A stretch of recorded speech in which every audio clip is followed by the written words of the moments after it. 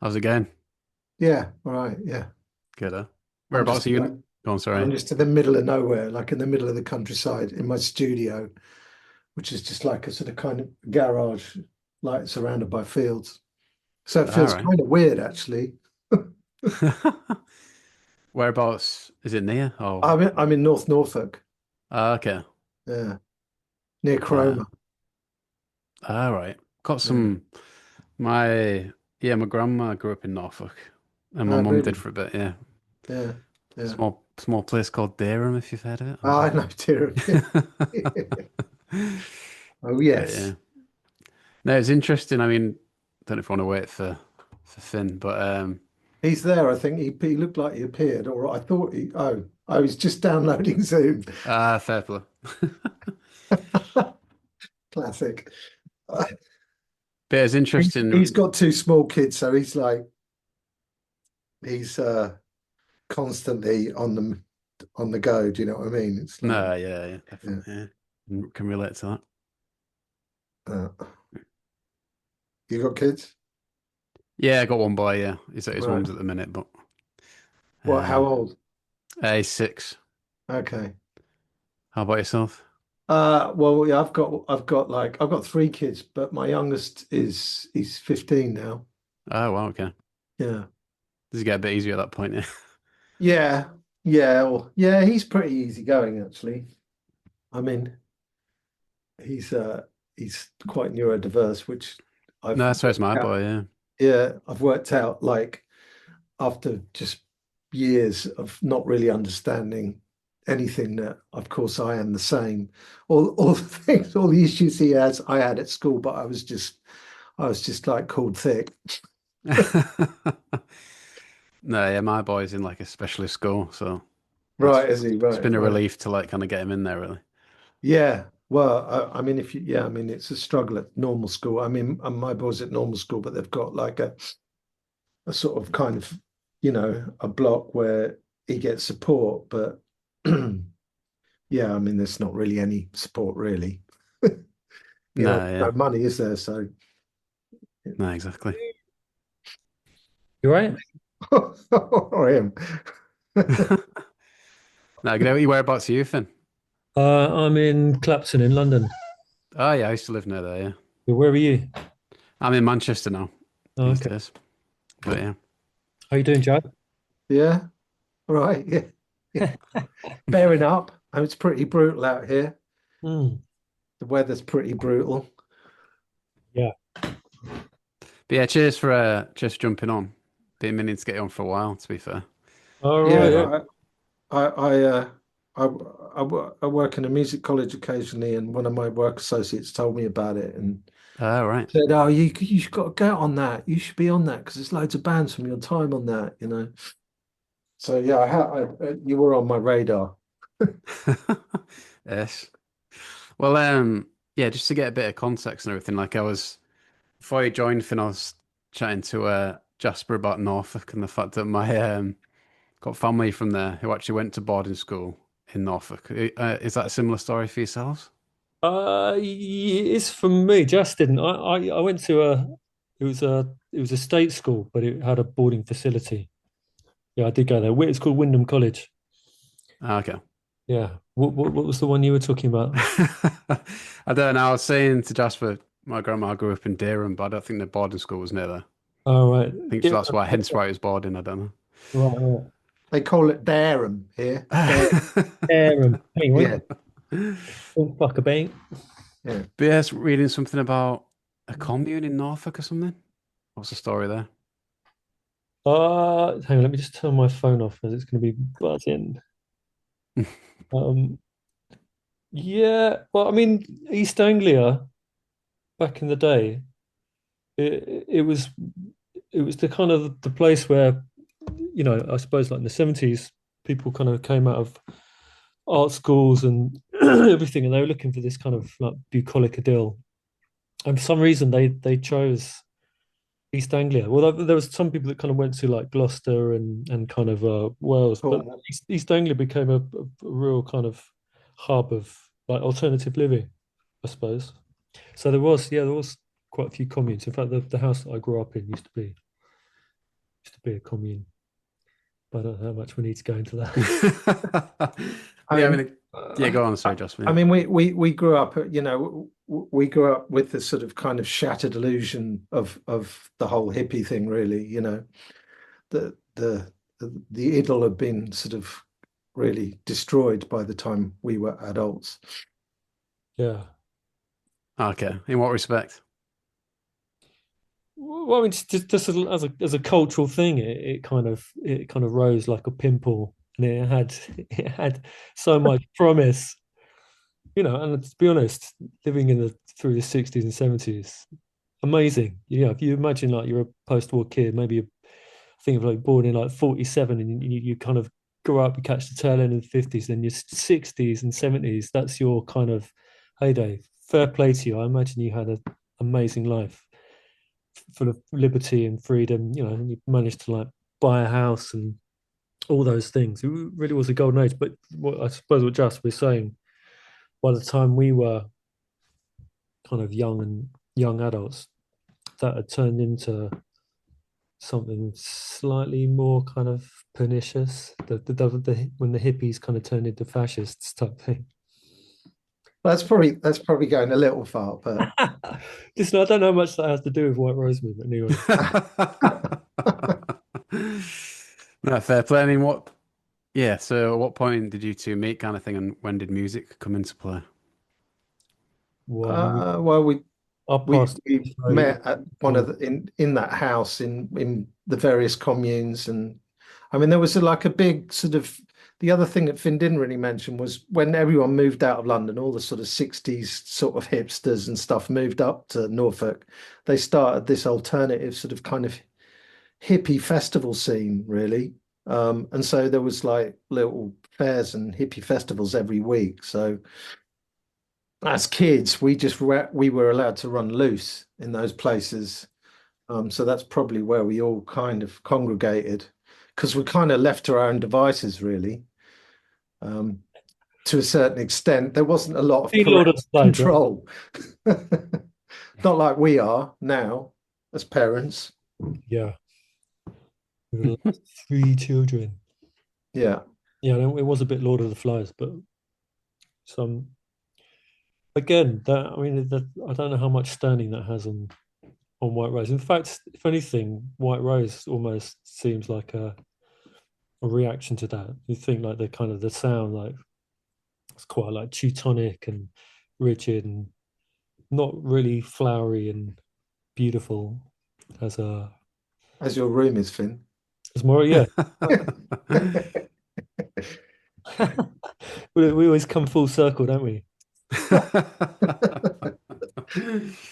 But was music something you bonded over early on type thing? Yeah, completely. I mean, Jasper's a bit older than me, and the fact he was like a teenager in the 80s means all the stuff that we were into, that was the music that he was into, and he had an exceptional taste in music. Thanks. Still does. No. Um, yeah, so I've got Jasper to thank for introducing me to a lot of things that I probably wouldn't have heard.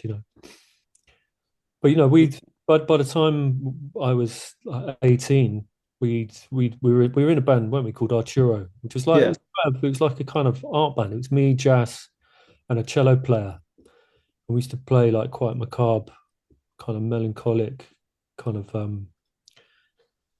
don't know, almost like kind of baroque, kind of you know, well, we were sampling Joy Division and stuff like that, and slowing it down. As I yeah, remember, we were sampling Joy Division loops down, drum beats down, and we were sort of, and then put layering strings over it. It was pretty moody. yeah, and like things like the Young Gods and stuff like that, Yeah, trying to trigger stuff. But we did a demo with Lee. What's his name? Lee Lee Gorman. Lee Gorman, who was the bass player from Adamant and like Bow Wow. From Bow Wow Wow, yeah. Well, no, he's in Adamant before that. He got kicked out of Yeah, Adamant. I'm not sure if he was. I think he just missed it. I thought he was, but I think he just missed it. Right, let's not I know, speak. maybe he was. No, you're right. Of course he was. He Yeah, was in bloody Adamant. Come on. yeah, they sacked him, didn't they? Yeah. They sacked Adam. Yeah. And then yeah, and then so we did a demo of him, and his one of his best mates was this A&R guy from Warner Brothers. He was actually in that band Wang Chung. Do you remember Wang Yeah, Chung? yeah. Everybody have fun tonight. Body Wang Chung tonight. It was fucking the number one hit in America. Anyway, it got him a job at Warner Brothers. We made this demo at Lee's place in the studio, and it was upstairs from this like fetish shop, wasn't it? Where they were Yeah. making and Well, Lee he was into the whole fetish thing, he was wasn't he? totally into that. We'd be Yeah, making yeah. this record. He's like, listen, we're gonna go down Torture Garden. Do you guys want to come? And we're like, like, come, but you've got to put on these like PVC t-shirts. That's where Jasper drew the line. I have to say, we look pretty fetching in one, Jess. Um, but we made a demo of him and his mates. He basically got signed to Warner Brothers, which was incredible. Um, and we started making a record. And then I don't know why we did this. We went traveling for like 2 months in the middle of the record. Why did we do that? I don't know. I That don't was know. the record. Like, Well, my gran was dying. My gran was dying, so it's like I was going to see my gran, and you just decided to come as well. in But Australia, yeah, it was insane. It was insane. It was an insane move. I mean, needless to say, they dropped us.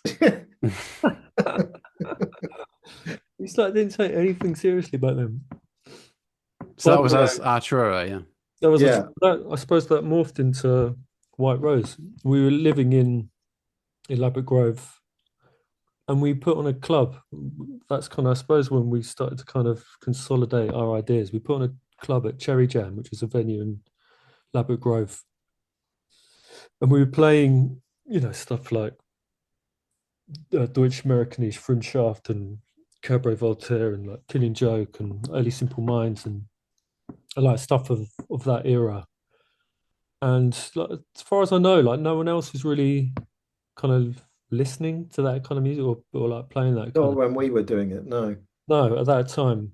Yeah. Um, I mean, there was another club called Cozy, which was named after Cozy Fanatuti from Throbbing Gristle, who we got to know the guy who was running that, who was a DJ. We kind of found each other, and we were like, we're kind of doing the same thing, and we'd kind of hung out with them, and then we used to go to like Nag Nag Nag, which was like predominantly like gay club in where was it? It's in the It's in West the End. West End, wasn't it? Yeah, which had Yeah. just started, and again playing similar stuff, like kind of 81 like industrial stuff and like leather bar and like kind of Belgium new beat and some of like the more kind of esoteric stuff that we liked, but that I suppose that was the kind of like genesis of what would become kind of White Rose a little Yeah. bit. I mean, there was that time, wasn't there, when we were still Arturo, where we were in the studio, in a tiny little studio in a cupboard in Owen's cupboard, weren't we? And we got a call from Alan McGee out of the blue. We'd sent him a demo, and we got a call from him out of the blue when we were in this cupboard. Really forgotten about that. Yeah, He came and down to and rehearsal. yeah, and he really liked this track, and he wanted to come down and watch us rehearse. So we went into a little rehearsal studio, just the three of us. So it was guitar, was it just two guitars and a cello? No, Uh, and Quillen was playing drums. oh, was he? Okay, We, yeah. And he we said, we did I that really cover. like your sound, but I can't do his voice. You can do it. You got to lose the cello, he says. You got to lose the cello. And he said that in front of Amy, I think. He said, why can't you play keyboards? And like, she's like been studying cello for like at the Royal Academy for like, you Yeah, know. So she left the band. And I think that's when we morphed yeah. into White Rose, really. Because we went from it, and he's like, he said he was gonna, he didn't know whether to sign us or like manage us, and we were like, wow, man, this is Alan McGee. But he just looked kind of like pallid and ginger and like, Just be careful what you say. we did get rid of the cello. But I suppose like it was listening to putting on clubs. I suppose was the thing it kind of consolidated the sound. And I suppose not long after that, like 2000, 2001, that's when some of that kind of electro clash thing started to kind of, you start to feel like it was a like nascent, kind of like burgeoning, palpable thing. And we got into things like adult and um I suppose like Miskit. But then I remember very distinctly when Emerge came out, Yeah. Fisher Spooner. It felt like kind of a bit of a paradigm shift, didn't it? Don't you think? Yeah. I But I remember, mean, it was, it then just became Electroclash, didn't it? It became this brand that, yeah, yeah. But I mean, but there was something sophisticated about that track. It was hard, yeah, like yeah. tonic and like and heavy. But I remember the advert for that. It was like first there was "I Feel Love" by Donna Summer. Then there was Blue Monday. Now there's "Emerge" by Fisher Spooner, and almost I have to say almost it It was a good track. was a good track. It's a good track. Yeah. No, it's been mentioned a few times on here, yeah. So Right. did the stuff with Alan McGee go anywhere then? What happened with that? We went. I think he Do offered you us remember like we he called offered us about 2 grand publishing deal, didn't he? it was something ridiculous, but we said we called him up and no that he left a message with his address, and because of his like thick Scottish accent, we couldn't understand what the fuck he was talking about. We couldn't understand the address. He's like, "That's the Berkeley Grove," and we were like, "What did he say? Where is it?" Because like we were trying to decipher this. It's like harsh, like Glaswegian accent, trying to work out where we're supposed to go with this meeting. And eventually we like called him back, said, sorry, we couldn't hear what you said on the answer.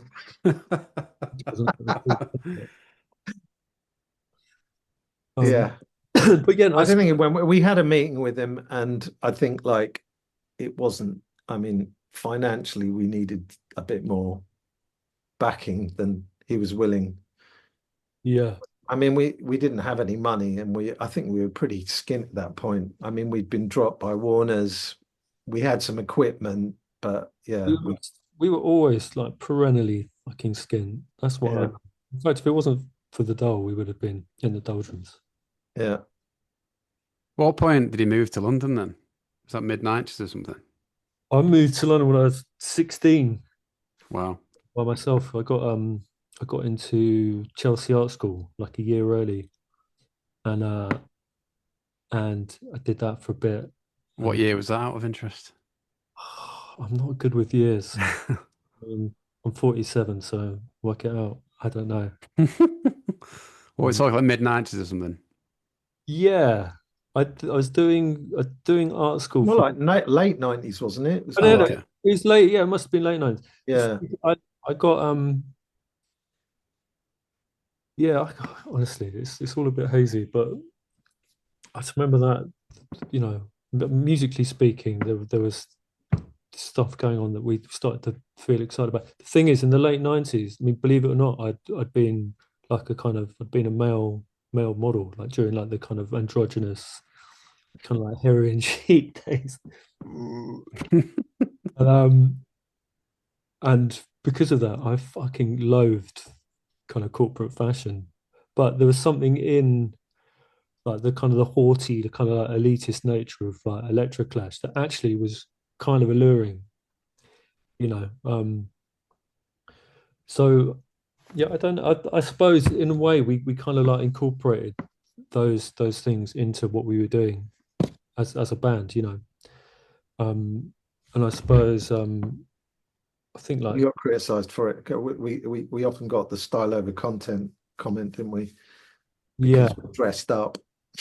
it's early on was probably nail on the head to be honest, Yeah.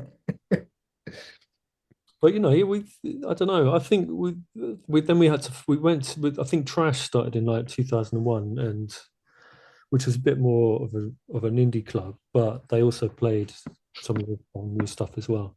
And we went there primarily to find a keyboard player, which we did. We found Taxi. Mm. Yeah, I read something about you just going around asking people if they could play a keyboard or something. Is that Oh, right? She was a cool dancer. I mean, she just looked cool. So yeah, but she could, I mean, she was. I mean, it was a lucky find, really was. And was that still Arturo at that point then? No, no. Was it? No, Well, it was White Rose. It was White did we Rose. have the name? I can't even remember It if did. yeah, we did have the name. So Yeah. yeah, I guess not covered that. What was kind of the catalyst for starting afresh then with White Rose movement? Just like Well, new. it's that classic. Yeah. What's the catalyst? I mean, it was just like, you've got to reinvent yourself, haven't you? Is that what you mean? Like, Yeah, what because obviously like people like Alan McGee showed interest in Arturo, like what kind of made you start afresh? I think just because, like in that corporate world, the brand becomes old and then so like, you've got to kind of reinvent yourself. And so that's what we did. Plus, our sound had changed and developed, so we thought, well, we need to sort of kind of draw a line under Arturo and do something Yeah. do something that and find a name that sort of kind of suited what we were doing, I guess. Yeah, yeah. And it kind of the landscape changed a bit in the early 2000s in terms of like the music that was coming out kind of thing. Well, yeah. Yeah, But like all the stuff I just mentioned, Yeah, yeah.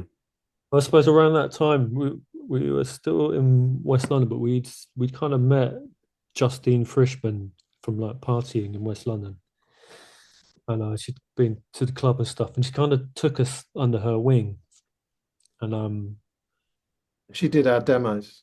well, Our because All right, yes. yeah, she paid for us to go into the studio into the Hit Factory, which is like Stock Aitken and Waterman's studio where they did like all the Kylie Minogue kits and all that kind of stuff. Like amazing, like really. I remember it was like fast and lots of kind of pink and blue, and it looked kind of ergonomic, didn't it? Do you remember? Kylie's vocal booth. Yeah. We're in Kylie's vocal booth. Um, and yeah, we did like 3 tracks. It was like Idiot Drugs, Alsatian. We did. Station Moment, but and Justine kind of produced it, Yeah. and it was on the back of that we kind of got people down. We got a record company down to see us. We did this gig like fucking what was it like the Old Blue Last? Not no no the Bull and Gate in Kentish Yeah, the Town. Bull and Gate. Yeah. Yeah. And we were doing this gig. We had record companies down there, and it was just something wasn't happening. It was kind of sterile and it's just kind of turgid. And then like halfway through the gig, this drunk man came over and he's kind of came up to taxi and he was like making like lurid, kind of like disgusting like sex gestures and just being a cunt basically. And then he'd come over and he'd like grabbing my microphone stand, and this was our big chance to try and get signed. And he was It like, was also around the time of the Libertines, wasn't it? Where stage invasion was sort of kind of like a thing, right? "Is it? No, I it's think it was around that time. anyway." Uh, I ended up taking a step back and then just like kicking him square in the face and landed on his ass. And I kind of gave him the dressing down and we kind of made fun of it. Just like, The record company loved it, basically. made a joke. And to be honest, I have to say, if it hadn't have been for that intervention, I don't think we would have got signed. We needed that kind of rupture of drama. Uh, I don't know, just like to break the room a little bit. It was felt a bit kind of a bit stuffy, but so yeah, so whoever you are, that's one. Yeah, I mean, I guess you're not mentioning the songwriting part of it as well. Like how did that work? Was it you two writing in a room kind of thing? Yeah, Yeah, I mean, we started off with acoustic guitars, didn't we? Originally, really. yeah, Yeah, sitting on your bed. yeah. Yeah, Did that stay the same or did it kind of like develop? I uh, think we learned we when we were in Arturo, we had to make this split decision. Like we had to buy a studio, and we were offered either you can go old school tape, and this was right at the beginning of digital recording, or you can get Logic Pro, and we dived into Logic Pro, and it was amazing, but like a total head fuck as well because we just got totally lost in it and we had tracks. I mean, I'm still go through tracks now where there's like over 250 different channels with guitars and vocals, and so we sort of disappeared down a rabbit hole. But we did start to, after a while, we started to write actually using Logic, didn't we? Yeah, More, and yeah, totally. yeah. Like Love Is a Number really was kind of really written on Logic more Yeah. than anything else. All that with Arturo, we started making that record with Hugo Nicholson, who'd done Screamadelica with Andy Weatherall. And in halfway through the recording process, he basically went completely nuts and was sectioned again. And that kind of tied it up as well, didn't it? I'm just got it's all coming back to me, but it was I can't remember why. I think maybe he was hanging out with us and he was doing like bits and pieces that he probably shouldn't have done. And Mm. Yeah, um, but that was he, he went off the rails. I Okay. mean, yeah, we we made probably some decisions we shouldn't have done. We just met Hugo and really liked him. Thought, oh, he did Screamadelica, so let's do it with him. And yeah. probably actually should have probably been a bit more. Probably found someone that was a little bit more Unhinged. or less unhinged. More hinged. Yeah, more hinged. Yeah. And did any songs survive from Arturo then, or was it all fresh with White Rose Movement? Uh, Yeah, I mean, there was probably ideas that came over because yeah, we'd started using Logic and we'd started writing more in Logic. So there was probably a crossover point. Um, yeah, I found some footage the other day of Arturo, and there was a couple of tracks where I thought, oh, did that become that? But yeah, I mean, it did feel kind of like a fresh break in a way. Do you remember we had that one track called E-Type Hard On, Yeah, and it someone played it to Johnny Marr from the Smiths. It was a vinyl, wasn't it? Was it on vinyl? Yeah, it was on yeah, vinyl. it was on vinyl. Yeah, And yeah, he loved that track. and He years played it later, on BBC I got, Radio 6. Yeah. I got this like email from Pete Perfides saying we're desperately trying to find this track of yours called E-Type Hard On. Johnny Marr wants to play it on Vinyl Revival as one of his 10 best pieces of vinyl in the world. We Oh, were like, wow. that's amazing. The only trouble is none of us had it. And it But took they found it in the end, but I think they like bought it's it on Discogs. it's weird because I found it recently for sale as a jungle drum and bass track. What? Really? Yeah, yeah. What? It's but Did you anyway, yeah. you didn't buy it? What? Did you buy it? No, I've still got some. Have you? Yeah, on vinyl. Yeah. I've got absolutely nothing. That's mad. But Yeah. like how easy was it to build momentum then once you started White Rose Movement? Did you have like a bit of a following from Arturo already kind of thing? Nah. No, not To be really. honest, it was like really if we started doing this, we did a club uh in this old like kind of National Front disco, which was attached to the George Tavern in Stepney. And like it was a strange place because the dance floor used to light up in configurations of the swastika. Blimey. Not that that's why we we used it, but we only realized when we were dressing the venue one day and we were up a ladder and we looked down and it's like fucking hell, that's a bloody swastika. It was a proper like dodgy old like NF pub. But it was painted pink as well, wasn't it? And I think it was a gay club as well at some point. So it was like it'd been through quite a few weird, You can't, different sort of kind of guises. well, we did a Is this... club Oh, there. sorry. Yeah. We did a club there called the Dazzle, Yeah, I was going to mention that. Yeah. and we had like it was good. We had like MIA play and like Chris Cunningham used to play and like DJ and like do the visuals and stuff. And we had this often in the background. We'd have like one of his vids like on loop. This kind of Forgot we did yeah, that. of this like this really kind of slow moving, look like kind of smoke, this white smoke. I forgot about that. And it was really beautiful actually. Yeah. And it was only till afterwards that he told us that he'd actually just filmed his spunk in in a test tube. That's what we'd been watching all night. So, Wow, this night sounds interesting. Yeah. It was good. It was good, and that's, as Finn said, that's probably where we built our following to a certain extent. But also having the support of a record label does make a big difference. And having all that, PR and all that stuff going on, sort of, it yeah, it, it does get you out there.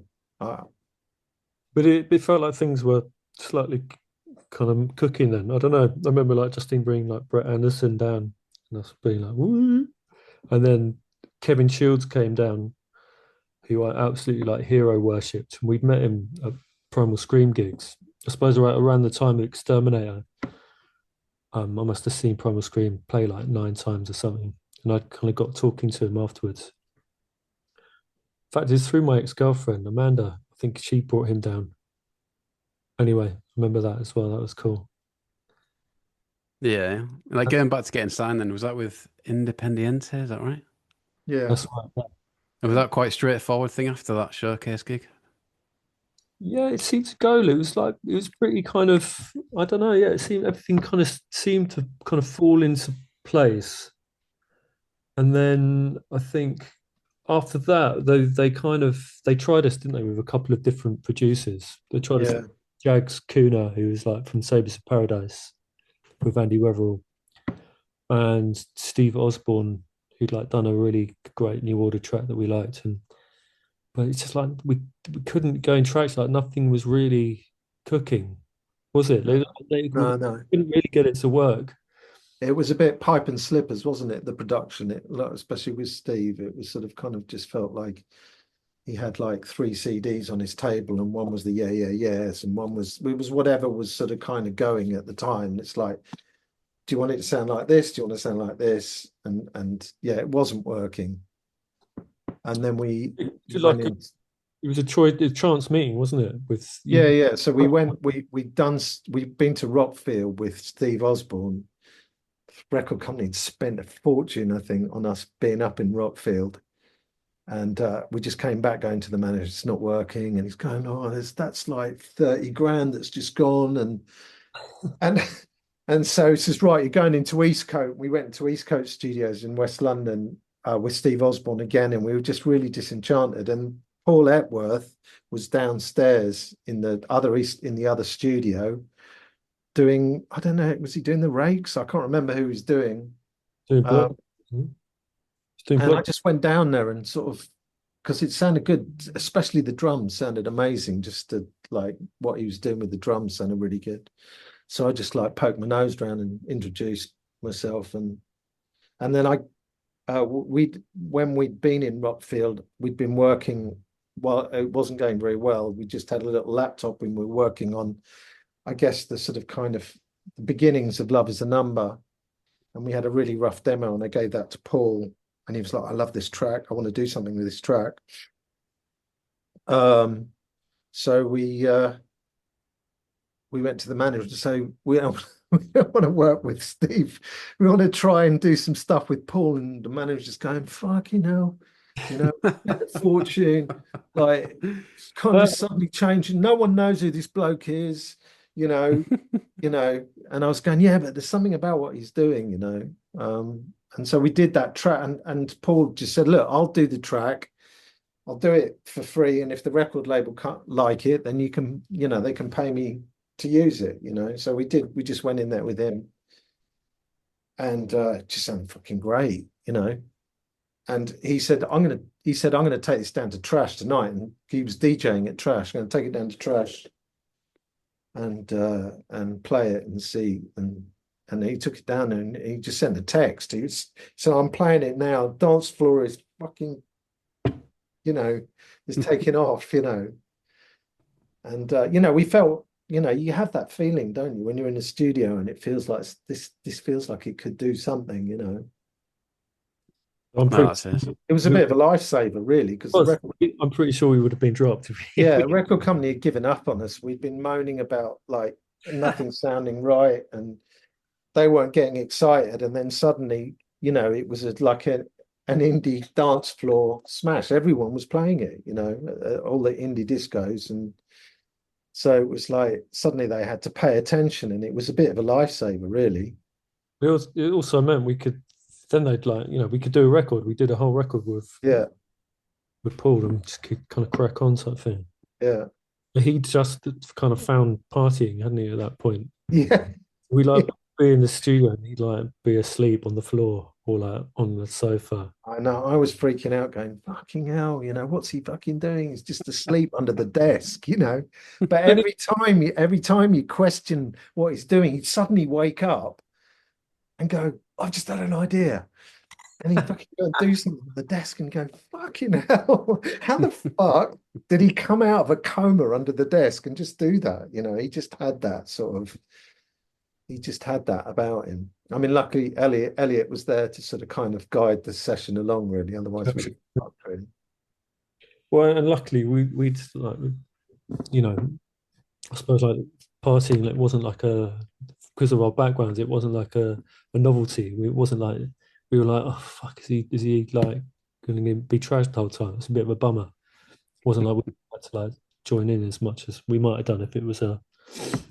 Well, you lot joined in more than I did. No, but even that was reserved, because it wasn't like a novelty to us. Do you know what I mean? We just wanted to make a record. He was the one who was getting trashed. Yeah, yeah. Was he also a bit of like a workaholic type thing? Like he's taking on a lot of work at that time, I think. Was it? Yeah, yeah, he was just working all the time. It was classic. He constantly Googling himself, wasn't he? That's what I always remember about it. I think that's where I learned to do it myself. I was just watching him Google Paul Epworth, see what, because he had bands coming in and bands going out, and he was just doing so much, you know. And he's also a shrewd businessman, you know. He's quite yeah, he's quite and also just an amazing people person in the studio, you know. Yeah, You know, like when you've got your baby and it feels like it's going somewhere you don't want it to go. He was really good at saying it's going to be all right. You know, it's going to sound really good. We're going to get there. Let's go and have a coffee and just like leave it for a while. You know, he was really good, wasn't yeah, he was. he? And we kind of we kind of recording at all hours with him then, or was there a set time or Yeah, anything? I mean, it was like, yes, the poor tape op was like he was supposed, you know, he was supposed to shut up shop at sort of kind of, and he was just there all night, sleeping on the sofa. Yeah, I mean, that's, you know, I think both me and Finn worked best at sort of kind of around 2 till about 5 or 6 in the morning anyway. So, like, and Paul seemed to be sort of kind of on a similar tip. So, yeah, the sessions were quite late, I think. Uh, Yeah, and that was when, I don't know, that's when some of the good stuff seemed to happen. Yeah, yeah. definitely And sounded then, go on, time. sorry. Sounded good at the time until you listen back to it in the morning, like, what the I was like absolute class. I mean, I remember coming in once because they, like, you know, that we'd finished the session and then Finn and Paul and Owen and Ed would all go out like with Paul onto some party somewhere. And you know, I had quite my daughter was about 3 or 4 at the time, so I was trying to be a bit more sensible and go home. And I'd go home and then I'd turn up at the studio in the morning and just walk in there and it'd be like like trash everywhere, beer cans everywhere, like, you know, it just, It'll be and up. like they were just like, and then they'd stumble in, they weren't even there anymore. They'd stumble in at about sort of 2 in the afternoon, absolutely bollocksed. But it was fine, you know, it worked. It worked. Was it from that point on, like the momentum started to build with gigs and stuff like that? Yeah, Yeah, so we started. I I mean, think around what were we doing around that time? I mean, we were doing lots of gigs around London, weren't we? yeah, we're playing with a few people. I can't remember when we did like our first. I Oh, I remember. know. We did. Do you remember we did that show with that band, Towers of London? Do you remember? Oh yeah, yeah, yeah. Yeah. I don't remember. I What think, happened there? Always eventful, I think. Yeah, I know that they were funny. I remember we did a gig with we played with we supported Gary Newman. Do you remember that? Yeah, yeah, yeah, Basically, we got booed off before we'd even played one note. yeah. As soon as we Before got you played. Newman, Newman, and we're like, Yeah, that's all they did. You just came on stage, Newman, Newman. You made some comment about the dress code, didn't you? The fans' dress code. And I think that we just, really we just got into like this kind of not like a fight, but it's like, well, you're not even going to give us a chance. So yeah. we started taking the piss out of the crowd and saying they love the Matrix and live with their mums in Guildford and stuff, and then the bottles started flying, and we left the stage. But then we realised that to get to our changing rooms, our dressing rooms, we had to walk through the crowd. We had to like kind of like cover ourselves in coats and like make our way through without getting noticed, just, beaten up. Yeah, from what I've seen, you had some like pretty ace support slots. Was that some of them quite a big deal, really? Yeah, I Uh, mean, we went on tour with Placebo, which was, I mean, they were kind of big in the UK, but we had no idea how huge they were in Europe, and they were just massive in Europe. Like, so we were playing huge shows in Europe with them. yeah, yeah, Um, we ended up playing. We played I think like the first night we played in like Zurich to like 10,000 people, and we got really pissed before the gig. I thought maybe we were like nervous or we were just like pissing around, and then I'd basically my amp had broke. I didn't have an amp. I hadn't got it that together. was at the Olympic Stadium. That show it was at the Olympic Stadium. Yeah, In Munich? in Munich. Yeah, I was in Yeah, I've uni. been there. It's mental, yeah. yeah. That one. Anyway, I didn't get it together to fix my amp. I don't think I had enough money to fix my amp, so I borrowed one of Jamie Right. Harris from the Kills. We How got did you? really pissed before the gig and went out, and like, after the third song, I just kind of slammed my beer down on Jamie's amp, and it like bubbled over. There was like this electric kind of explosion, and then all the sound and all the lights. In the whole stadium? Ten Blue. thousand What? people, Yeah, the only 1,000 thing people were plunged into darkness. the only thing you could see were the exit signs. It was the most intense like thing. And we're like, how's that even happened? How is that possible? How did I not get really badly electrocuted? Wow.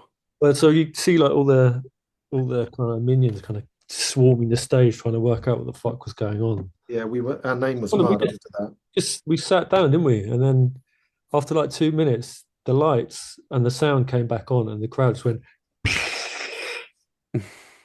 and completely erupted. And actually, it really worked in our favor.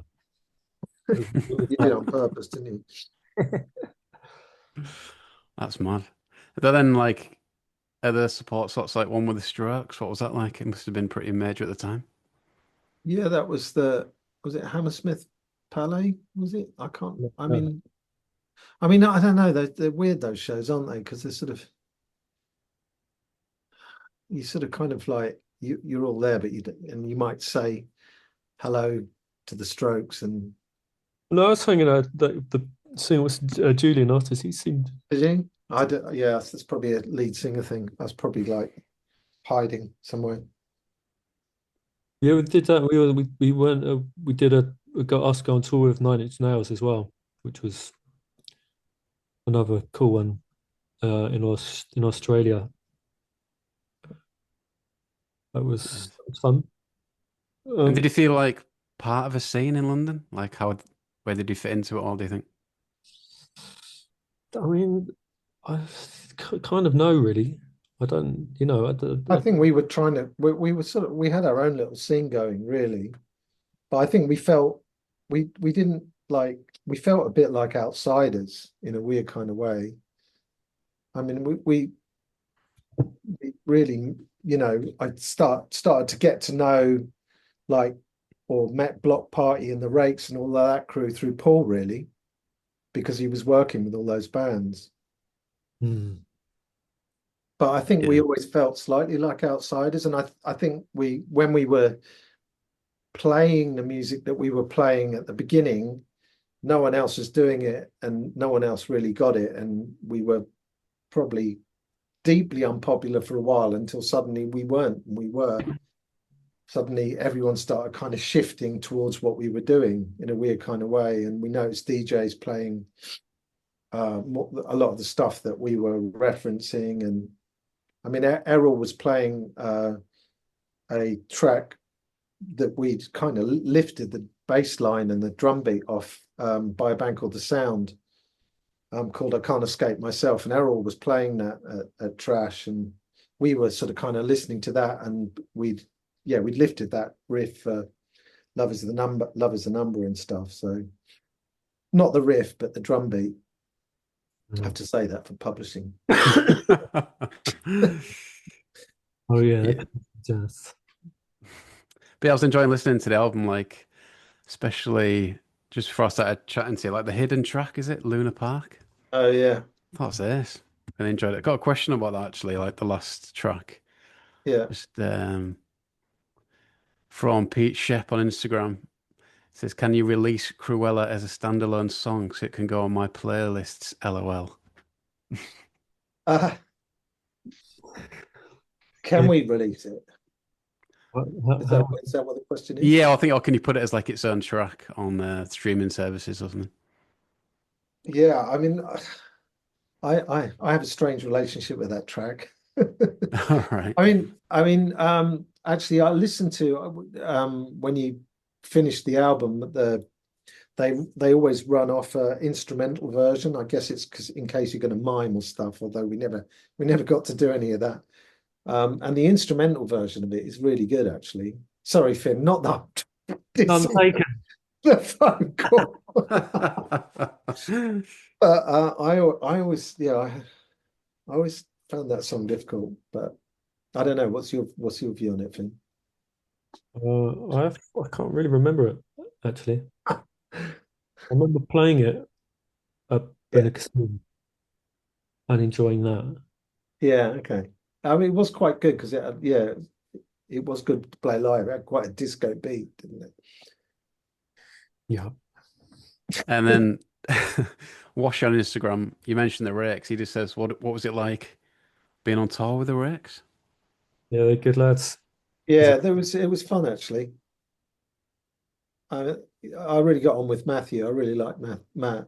He was the bass player. What's his name? I used to hang out with him and in He Shoreditch. used to hang out at Cozy, didn't he? Down at Richard's Club. Yeah, Jamie. Jamie, is Yeah, that? yeah, that's right. Yeah, Yeah, they're all nice dudes. yeah, yeah. They were good lads, and So it was how did it? nice. It was nice to tour them, you know. Yeah, yeah. So Yeah. then how did it pan out with the first album then? Like, did it go as you wanted it to go type of thing? Well, I mean, it kind of it reached a part. I remember like when we sold out like our first headline, like 1,000 capacity room. I remember that being like, okay, like something's happening. I'm like maybe after the intro, like going into the second song, like Girls in the Back or something, and seeing the whole room kind of like jumping. And singing the lyrics. Completely free. We were completely taken aback. It's like couldn't quite believe it. It was quite weird actually. It was quite. I still think of it. It's a strange kind of like where you kind of you see a kind of like a herd mentality of this kind of monolith of people jumping in front of you, singing lyrics to your this song. It was that was quite strange. It was good.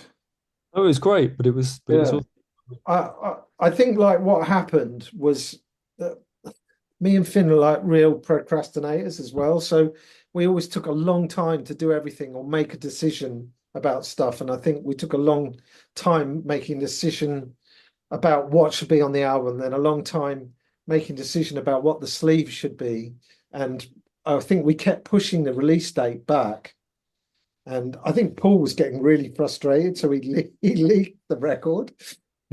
Pretty sure that's what happened. He leaked the record before it came out, so everyone downloaded it, and so we're in this really strange scenario where we went on tour. The record we were supposed to be touring with the album released, but because we'd taken so long to make any decisions about anything, it hadn't been released.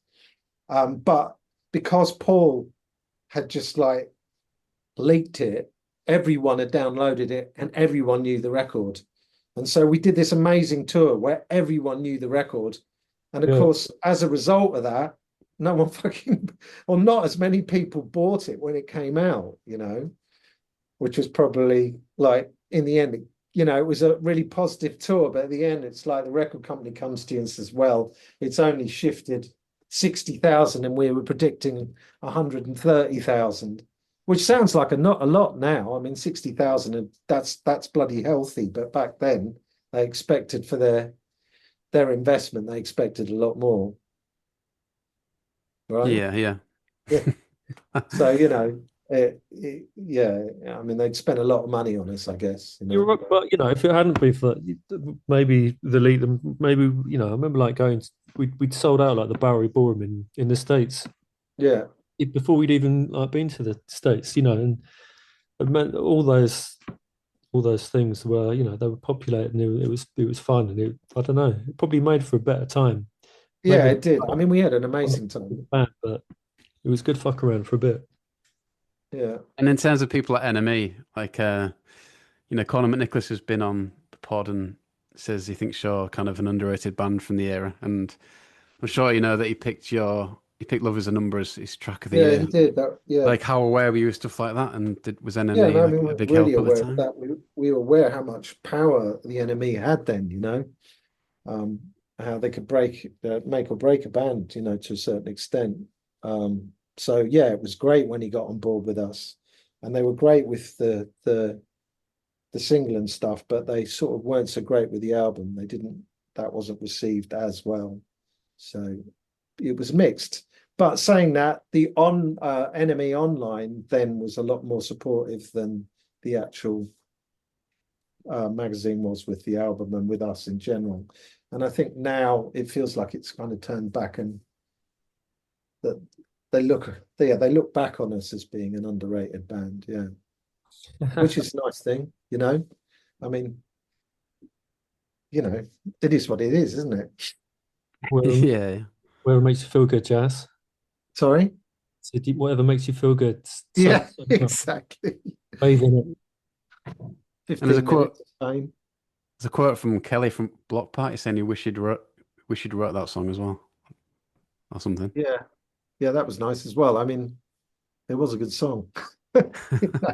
I mean, I think like we did have like that one banger that probably extended our shelf life to a certain extent, But there were good album tracks as well. But that definitely it helped us a lot, And yeah, we got a lot of support from lots of people, I remember getting the DJ report back on that track and everyone raving about it and stuff. Um, What's that? Sorry, DJ report. Is that for well, who's they been have playing it? that, like the record company, they give you all this, the PR start giving you all this stuff and the pluggers. So you have like radio plays, but you also have like the Yeah, like DJs that play your stuff out in clubs and they give you feedback on how it's gone down at a club and what they think of it. Do you remember that, Finn? yeah, I do. Yeah, I Yeah. do.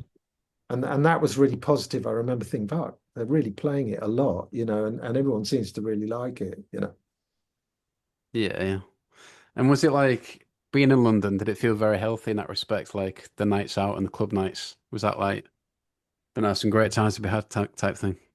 Yeah, I mean, I remember going down to Trash and hearing them playing Lovers, hearing Errol play it for the first time, and that was just me and you, Finn. Do you remember that? And we were Yeah. just wandering around going, fucking hell, man, everyone's going fucking bonkers. And it's such an amazing feeling. It's like, God, we sat in our studio, we sat in our like, I mean, we had our studio just set up in a little cupboard. We made this in a little cupboard. Yes, yeah. And then like you say, you ended up playing elsewhere, even though I read something like the album wasn't released outside the UK, but you ended up playing a lot outside the UK, is that right? Yeah, yeah. Well, I mean, we played Coachella and stuff like that, and we had a really great American agent called Matt Hickey who was just totally into the band, and got us loads of shows in America, Yeah. and we toured loads of Europe, To Russia, to Russia, and Korea. Ukraine, and Yeah, good times. yeah, and South Korea, Wow. Australia. Yeah. Yes. And then what happens then at this point, in terms of, if you when do you write the second album and what happened with it type thing? Well, you get like your whole life to write the first album, don't you? And then you get 6 months to write the second album, So, I mean, we did have lots of demos. I think probably one of the mistakes we made was we thought, oh, maybe we need to sort of like we've done an album like this, maybe we need to do something different, and maybe we started going off on a tangent, and maybe we should have just stuck to what we were doing and made another record that was similar because we had a lot of strong songs, and I think maybe we didn't pick the right songs, maybe, um, and we didn't have a love is a number. That, I think maybe Cigarette Machine could have done that thing, but it was just like it became like an extrapolated process of, well, I was in the studio day in day out with in the middle of Hornsey, and I just think there was other things probably going on in our lives that meant I don't know the process was we did I don't know it stopped being enjoyable. If it stopped, we couldn't found it hard to to finish things and go, yeah, we love this. yeah, Needed kind of needed someone else to I don't know, and that might have been like management or something to be that kind of extraneous view to say this is good, let's go, let's go, let's go. Because left to our own devices, me and Jas would just pick our noses for eternity. well, or just disappear down a wormhole of like Disappear up our own asses for two, 200 guitar tracks and like 50 vocal tracks and because we enjoy the process. And if you don't enjoy the process, then frankly, why the fuck are you doing it? But if there's only so long that kind of situation is healthy. You do need someone to be a practical voice of reason. Say enough's enough. Let's go. yeah. And was that with the same record label then? Because I saw that Domino came in to give you a publishing deal or something. Is that right? Yeah, Yeah. Well, I mean, Independiente felt like it was sort of, as a record label, was sort of felt like it was slightly dying, didn't it? It was like it, we should have. The reality is, we should have signed to Domino in yeah. the beginning. We had the chance to, but for some reason, independent, the money was better, and I mean, it's one of a long list of lot of bad decisions we probably made. We were great at making pretty shy decisions, but Did you have a few offers then at that point when you first got there got the record label offer? was definitely one from Domino. Um, But it uh, was smaller. But it then it was probably a better percentage. they're just better people. I mean, I know Yeah, Lawrence. yeah. He loves music, and the fact is, we probably would have And had. he's from Ipswich. Is he? Yeah, I won't hold that against him. I was born in Ipswich. yeah. He, we probably could have had a longer life, but I don't know. The whole thing psychologically is quite strange. But I don't know. I think I think probably where we were at, you know, it was probably a difficult time. I had a small kid, you know, and also the suddenly Independiente didn't seem interested in taking the second option, and it's like, where the fuck's the money going to come from? You know, it's time to pick up the brushes and start painting and decorating again.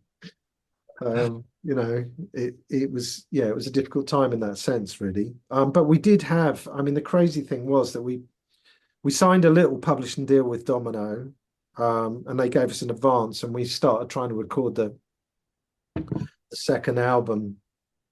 But again, it didn't have that momentum like the first record did, and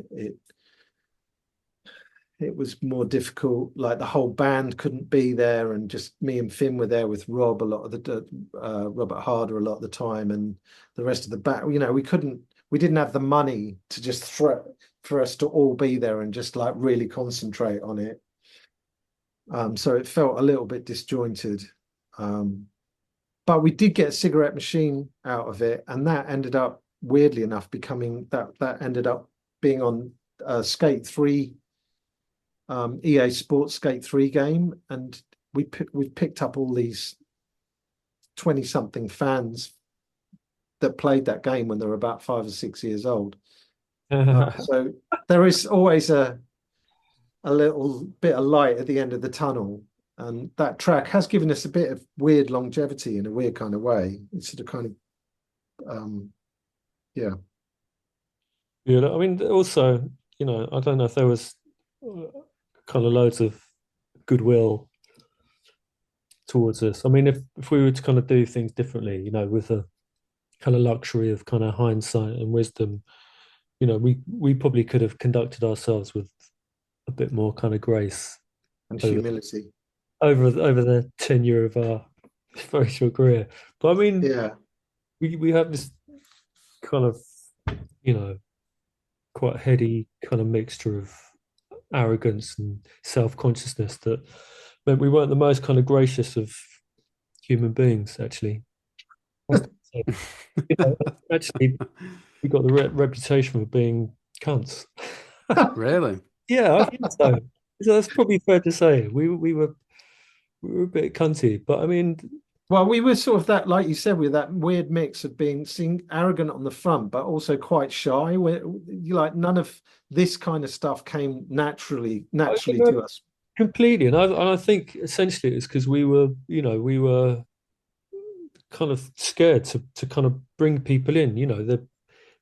Because we're kind of family. There's associations about our kind of collective past, which I might have felt shameful about, or I don't know. And also I'm essentially I'm an introvert, and the only way I could kind of countenance being the Well, we both are in a way, right? well, yeah, Quite if you are. introverted. The only way I could personally like countenance being in a band was to be aggressive and be like fronty, and that can be a powerful thing, but it can also push people away. Yeah, yeah. I don't kind of It's all I don't, quite deep, really. well, I mean, Not really for it's all good. yeah, but I mean, yeah, It's a bit of a this is a bit of a sort of kind of like therapy workout for us now, Harry. Well, that's been said before, I have to say. well, look, I don't regret the kind of purity of intent that we had, but we could have been more forgiving of ourselves and actually other people, because when you're young, everything's like either amazing or it's like we think this is fucking Yeah. embarrassing, total shit. Mm. There's no in between. But the reality was we could be both those things, and a little humility probably would have gone a long way. But it was kind of hard for us to reconcile our more kind of like pop concept ideas with that kind of live or die kind of purity intent thing. And that doubt kind of wrong-footed us and our confidence sometimes. And as a result, we just used to take the piss out of everyone. Um, which it Well, doesn't, we did, and that's based on a lot of insecurity, isn't it? That kind of. which is exactly what I'm saying. It's not you can't you're not going to go far with that Mm. attitude. But, Was that like more the main NME type scene type thing? Like people that bands involved with that maybe? just anyone, man. Okay. We'd be given like golden opportunities and just take the piss. I remember like when we almost got kicked off the Nine Inch Nails tour because we did an interview and we said we didn't have any Nine Inch Nails record and we thought they were too emo. And Trent like read was told about this and he's like, what the fuck? He just ignored us the whole tour.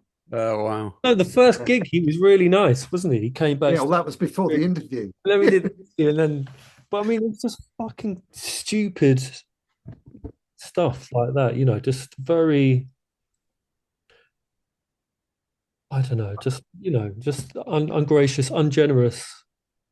I Way, remember, I remember we had a meeting with a really big live agent, um, and live agents are quite strange characters. You always imagine live agents to be like really sort of in your face and be sort of quite, but they're actually quite nervy, shy people. And we had a meeting with this live agent, and Finn and Owen had taken like gut full of magic mushrooms, and just like just the whole thing went to shit, you know. And I was trying to kick them under the table, and like it was just it was a missed opportunity, you know, because he would have been really quite instrumental in our where you know where we were touring and how who we might get supports with and stuff. But yeah, so there were lots of scenarios like that.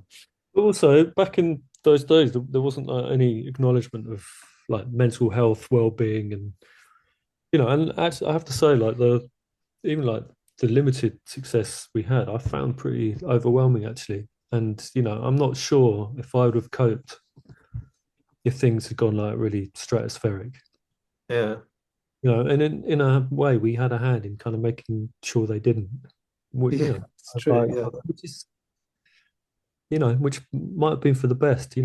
Actually, yeah, it's yeah, true. it was great, and it was at a level that we could kind of Kind of function. function. Yeah, Mm. But then when you say with the second album, you did record it, like who did you record it with? Rob, We Robert Hunt, got the best name in music producers ever. Say that again, sorry. His name's Robert Harder, and Ah, he okay. works lots with. Do you remember that band Whitey? Right, I'm not sure.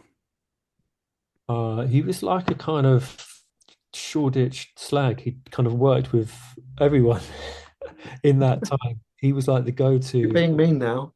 No, no, no. I'm being nice. He the best way. He's this kind of like Bavarian freak. He's amazing.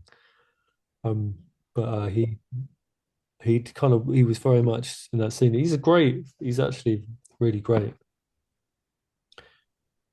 We did it with him. Right. Yeah, So it didn't really work. in what respect? Um, Like I don't similar know. to the ones you worked with for the first album that didn't work, type thing. Sorry. Similar to producers you worked with before Paul Epworth, maybe. Yeah. Yeah, similar but different. I think it was something. There's something about that. I think we had more of a sort of kind of idea of sonics and how things should sound at that point, and he compressed everything quite a lot, didn't he? And it just sounded really kind of everything was really tight, and it didn't have any. It didn't breathe a lot of life for me. The actual sound of the record. So I found that difficult. But also think Robert didn't really have. We chose the songs. Whereas I think when we worked with Paul, he had a very strong sense of I want to work on this track. I really like this track. I know what I can do with this track, and it felt like he had a lot more of a sense of It's a confidence.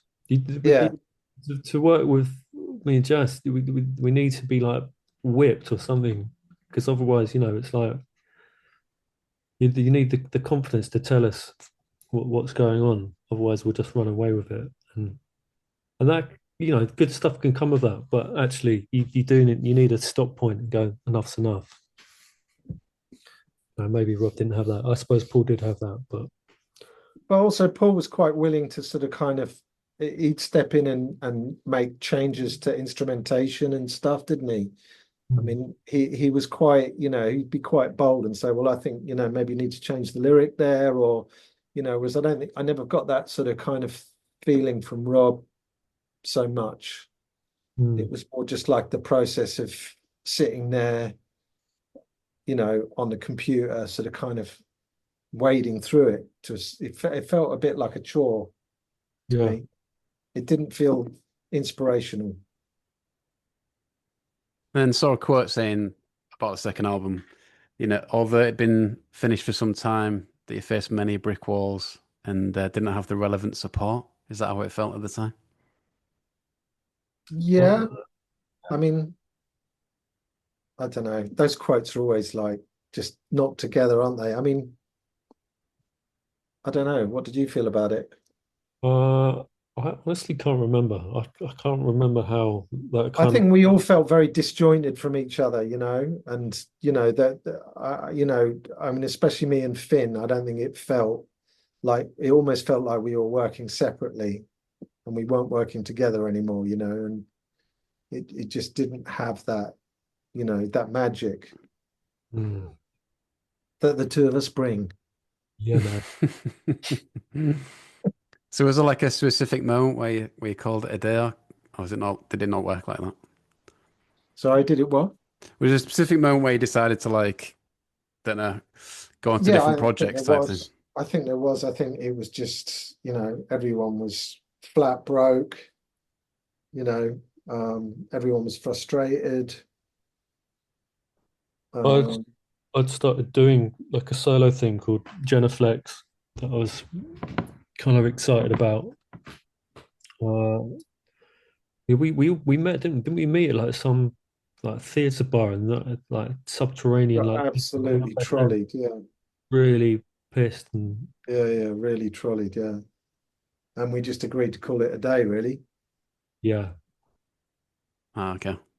So how did it pan out from there? Did you both stay in music, or how did it work? Yeah. I didn't. Well, I say that I went and studied. I went and did like a sound uh, engineering and sound tech diploma, and really learned learned how to use Logic properly for the first time in my life. And that was like 2 years, which I really probably saved me really because it was. I mean, it's like, a band is like a bloody relationship, isn't it? When it folds and when it's that close, it's yeah, it's like a relationship ending, really. So that saved me really, just doing that. And then I had to get a proper job, you know. Became a dinner lady, didn't you? I became a painter and Oh, decorator again. The theme has run through my life. not only you chaps, pick up the brushes. Something you can rely on with How your about hand. you, Finn? And you say you had another project that you started then? Yeah, I did another like a solo thing called Genuflex, which was like it was like a kind of like 50s kind of ballad, like blown out kind of cinematic thing. That was good actually. It was good. And I had I was kind of gonna sign to 4AD and I was gonna sign to Mute and that didn't quite work out, but I ended up signing to Dave Sitek's label, who's from TV on the radio. And I went out to LA and basically did an album with him and yeah, did that for a bit. And you know, it didn't kind of. I mean, the record's good, but I wasn't really up for kind of touring it by myself. By the time I made that record, I was pretty sick of making music by myself. I wanted to kind of maybe do something a bit more kind of collaboratively. Um, but I still make music in various guises, but it's with a bit more kind of I don't know, it's a slightly different kind of head on my shoulders now, I suppose. Yeah, yeah. So what kind of careers have you both gone into then out of interest? I don't know if my wife would call it a career. Uh, so I ended up getting there's a White Rose fan running a college. It's called Access to Music. Have you heard of that? There's one All in right. Shoreditch, and they're like FE colleges, and there's one in Norwich. And like my mate Ian, who was a huge fan of the band, said, "Why don't you come and teach at Access?" And I was like, I don't know how to bloody teach, you know. He says, what do I do? He said, just talk about your fucking self. Talk about your band, talk about yourself. And I was like, okay. And I probably spent the first 3 months just telling them loads of stories about White Rose. And then I thought, fuck, I've got to learn how to teach. So I had to go and do a teacher training thing. And I did that. I then taught at that college for about 6 years, but the pay is so bad. And um, so eventually I then got back into painting and decorating, which is actually paid much better than being a teacher. And I've been doing that up until now, but I'm on the verge of having COPD, which is like it's what Manny had, yeah. What got Manny from Stay this? with us, Jas. Stay What? with us. Stay with us. Yeah, so I haven't actually been diagnosed with it, but I they said you need to change careers. So I've knocked the painting and decorating on the head for the last time. I'm not doing any more painting and decorating or plastering or laying cement or any of that shit. So it looks like I'm going back into teaching. Thing Um, is, you're an amazing teacher Thanks. and mentor actually, and you know what you know. I don't know. I feel like that's with words and music. It's quite a gift Yeah, to. so I'm going to try and do that. I'm going to try and do that maybe and set up my own business doing it. Um, but yeah, that's what I've been doing. Yes, by yourself, Finn. Yeah. Well, I mean, various things. I mean, I don't need to go into it too I much. appreciate it's a personal question, to be fair. Flipping houses. He's been flipping houses a bit, hasn't he? Would you Well, call it that? well, no. I mean, I've stayed in. Yeah. I mean, this it's it's boring. Doesn't. I mean, none of it's as interesting as White Rose, put it that way, you know. No, fair enough, yeah. Yeah. But I mean, you've been semi-active on Instagram. Like, what's the crack? There's a bit of an archive, or is it going to be any announcements, Well, do you think? I think I at one point just decided to go through all the old demos, or I just started. That actually had this iPod, this old iPod that I'd plug into my van on the way to go to do my P&D jobs, and it just had random demos. I mean, we have so many demos. Do you know what I mean? We'd have like 10 different versions of one song, and so often like a track would come on and go, "Oh, I'd completely forgotten about this version. This sounds really good." So I started, as I'm driving along with my phone, just taking a picture of what version it is That's and dangerous. yeah, literally.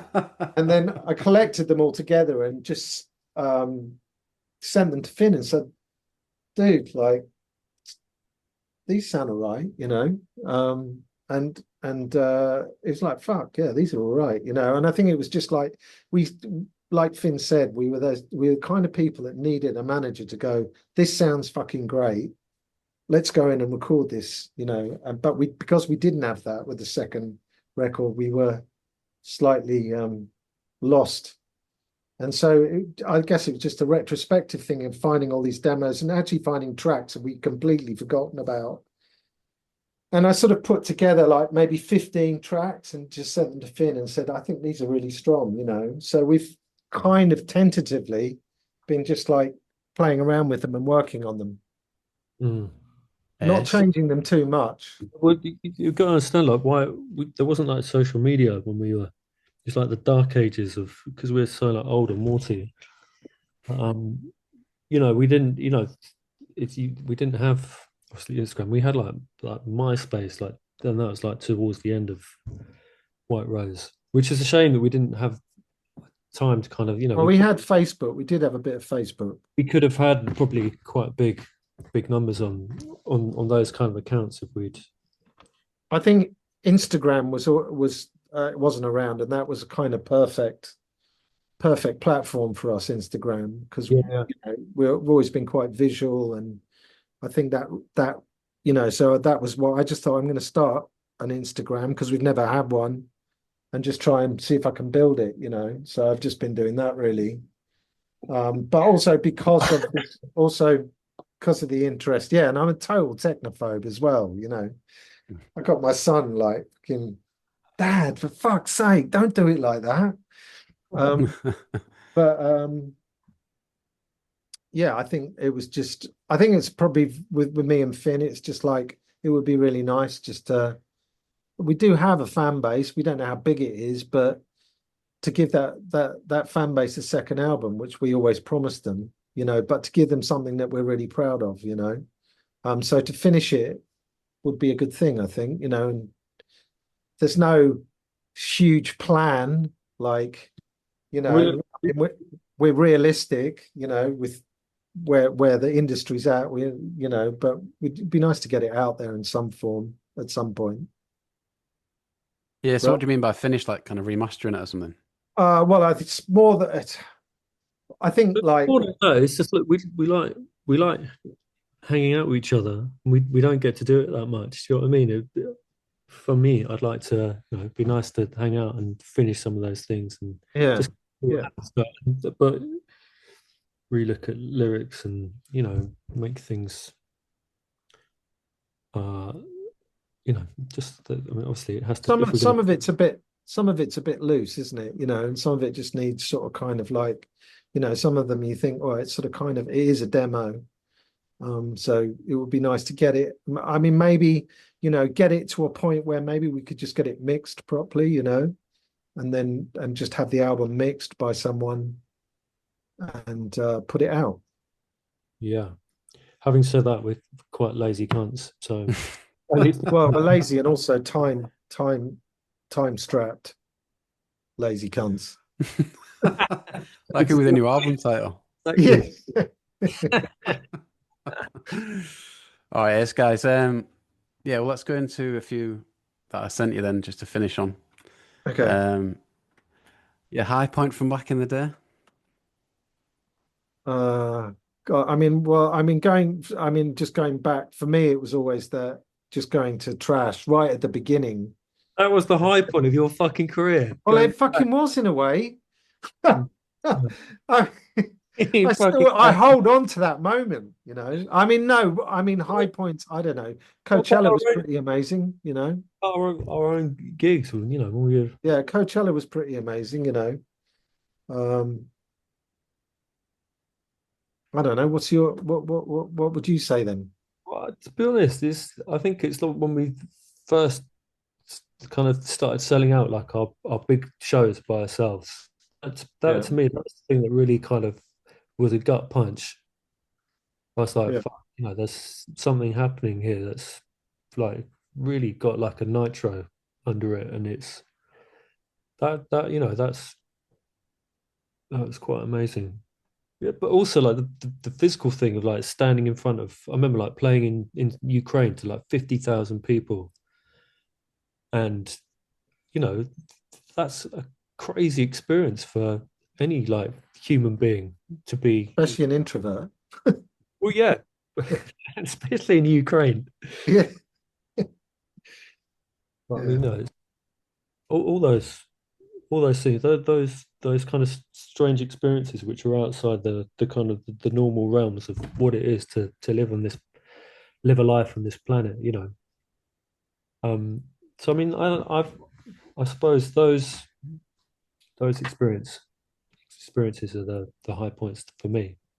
I mean, I think like I mean, we played some really big shows, but often the shows that I found the most exciting were sometimes with the tiniest shows as well, like that little show we did in Russia up in St. Petersburg, which was like really intense, where we had to walk through the audience and it's just like I remember just the visceral feeling of that doing those shows and the energy in those shows.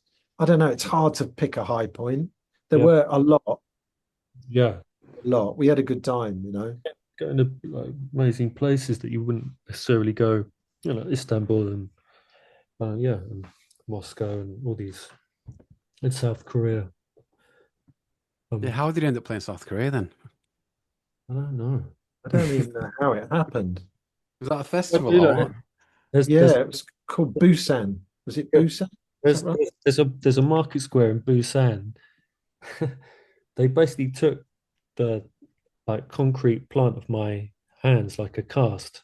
And if you go to Busan, which I'm sure you're going to, you'll find them in the market square. I don't know why. It is. I don't know why. It was quite random. Yeah, I Was that mean, like a stadium or something then? it was weird. They built like a massive stage on a beach, um, but it had it had, what do they call that? Those ramps, that like Freddie Mercury might go down. Where you go out into the Yeah. Down the middle of the middle, yeah. audience. Wanker ramps. Is it called what's it called? Is it a ramp? I don't know what it's called. Where Freddie's got his mic, and I swear to God, there was just a moment when Finn decided to go down that ramp, and I was just like, oh my God, Yeah. he looks like Freddie Mercury out there. But I mean, Freddie Mercury. there was just a moment where you had the mic stand. I was I thinking think more gun. me and Owen were just cracking up, laughing, really trying to hold it together. Yeah. But yeah, I Nice. mean, South Korea's amazing. I mean, they're incredibly amazing. Well, really respectful people, wasn't it? We had some amazing, like, we were looked after so well. Yeah. Yeah, yeah. And then you kind of like touched on it, but is there anything you do differently that stands out? I mean, I think like probably been more on it with the business aspect of it, and Yeah. like I think we were. I mean, I don't know if Finn agree with this, but I felt like probably we should have got rid of our manager a lot earlier than we did. Oh yeah. Um, It's a waste of space for sure. yeah, and like, but I think we felt sentimental towards him, and because he got us the deal, we felt, like, well, without him, we'd be nowhere, sort of kind of thing. And so Yeah.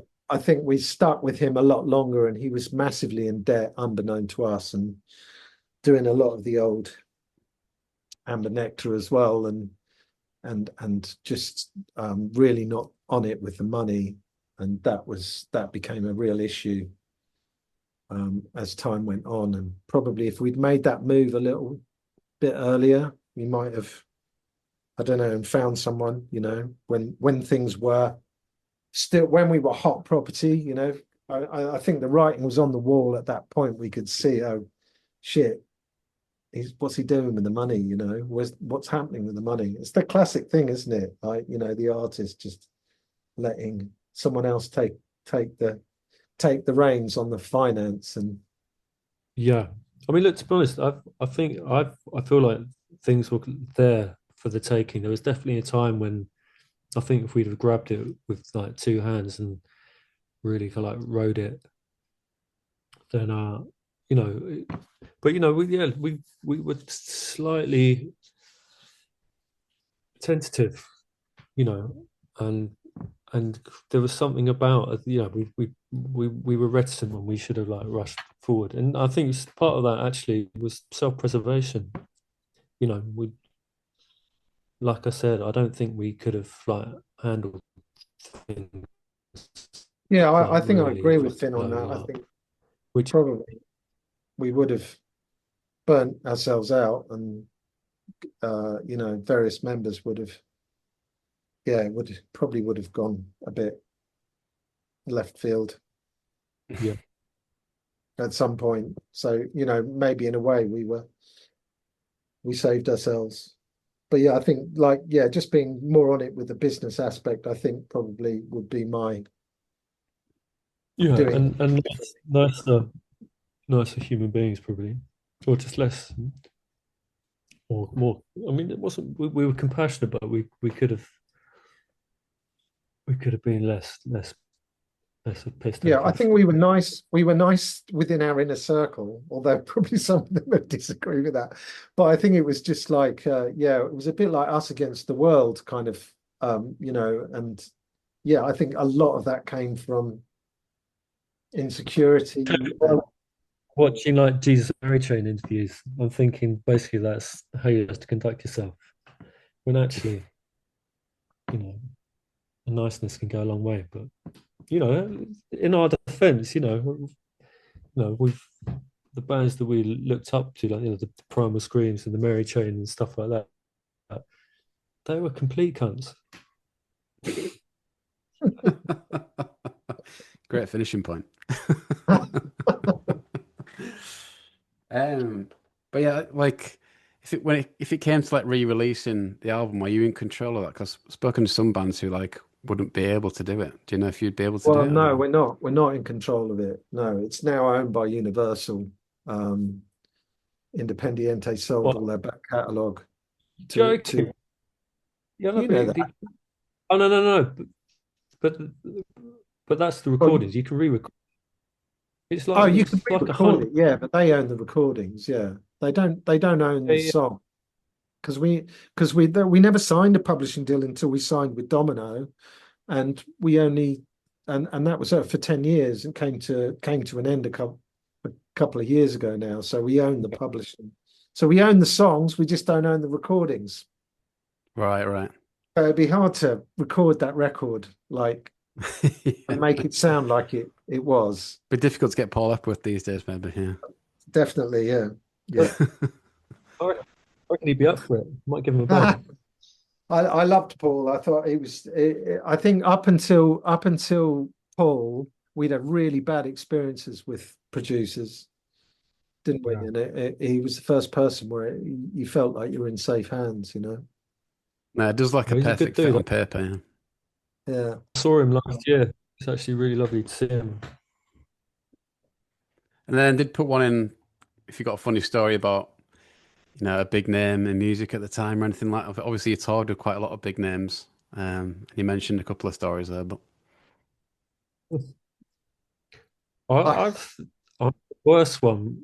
We did like a summer of playing festivals, didn't we? And we played. Basically, we got banned from Puckle Pop for life oh yeah, that's because right. I stole a motorbike from security and we were ripping around the festival doing donuts. I had Owen on the back and had like this like five security guards kind of chasing us and we were like ripping off them. What I didn't realize is one of them had Owen round the throat and I was giving it more on the accelerator and sorry, the whatever it's called. And he was getting slowly kind of garroted. And when they finally kind of caught us, that we basically it was a ban for life. But I mean, considering wow. it's all The right. one, the one, the one that I was going to talk about, I need to find out whether I can talk about it from Finn because it's slightly was the status quo one. Finn, can you talk Oh, about no, Rick Parfitt in the bollocks. that? I we, didn't. we had to collect a DAT tape. It was the day of in the day of DATs from Townhouse Recording Studios, and we were in a tiny. Owen was driving a little 2CV. Do you know those little old Citroen green 2CVs? They looked like a little sort of semicircle. I mean, it was the most ridiculous car. And so we were turning up at Townhouse in the 2CV. So we're trying to keep a low profile. So Finn said, just park over there and I'll just nip and gra- grab the DAT. And as he was jogging up the stairs of Townhouse, Rick Parfitt was walking out with his girlfriend in really tight sort of kind of denim jeans. And at Finn literally, as he ran up the steps and he's tripped and literally headbutted Rick Parfitt in the balls. And I remember just sitting back in the car, just watching that, and me and Owen just cracking up laughing. Finn just going flush red, and literally Rick Parfitt sort of kind of bent over double. Just stayed with that one. Yeah, Owen But, almost popped a hernia laughing at that. yeah, he did. I mean, none of our stories will be as good as Nolan and Liam because they just know how to do that stuff so well, right? No, yeah, it's just like you found at the time they would, yeah, like Liam would slag off bands and all that, and have some strange meetings with people. Yeah, I mean, yeah, I think I always preferred their humor to their music, to be honest. Fair point, yeah. All right. Well, cheers for that. That was ace. Yeah, Thanks for jumping on. thanks, Harry. But Good plan. I have to get you back on to do the radio show at some point if you fancy it and pick your favorite songs of the 2000s. Yeah, that'd be good. I'm up for that. Nice one. Yeah. But yeah, I'll be in touch, but I'll post that next month, I reckon. Okay, wicked. Nice Brilliant. one. Yeah, I'll I'll tell give you a you. message. I'll tell my mate at Access to keep an eye out for it. Yeah, tell him cheers for the support. Yeah. Yeah. Okay. Yeah. Nice one. All right, cheers, All guys. right, mate. Nice one, Take Take Harry. care. care. Yeah. Have a good See one. ya. Hey, Jazz. See you later, Finny.